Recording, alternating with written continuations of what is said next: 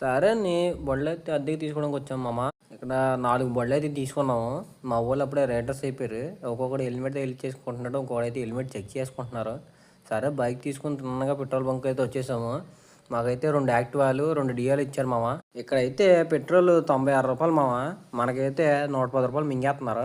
సరే అని పెట్రోల్ కొట్టించుకొని రూమ్కి అయితే స్టార్ట్ అయ్యాం మామ. అలా దారిలో వెళ్తుంటే మాకు గాలిలో పడవ కనపడింది.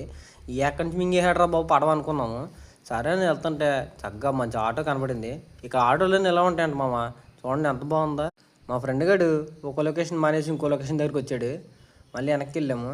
ఇదే మామ రూము. చూడండి ఎంత బాగుందో రూము. 3 బెడ్లు ఈ రూమ్లో. పైన ఇంకో బెడ్ ఉంది, పైన చూపిస్తాను. కింద 2 బెడ్లు, పైన బెడ్, చక్కగా ఏసీ, తర్వాత గీజరు స్నానం చేయడానికి. అంటే దానికి తోడు స్విమ్మింగ్ పూల్ మామ.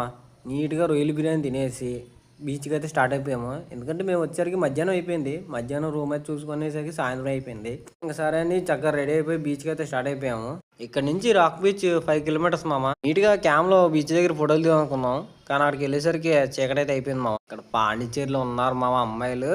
అబ్బో వాళ్ళ డ్రెస్సులు, వాళ్ళ క్యూట్నెస్.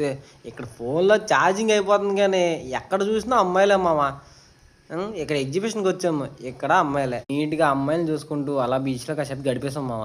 ఇంకా టైం అయిపోతుంది, రూమ్కి వెళ్ళిపోవాలి. సరే అని వెళ్తూ దారిలో భోజనం పర్సలు తీసుకొని నీట్గా తినేసి బెడ్ అయితే ఎక్కేసాను.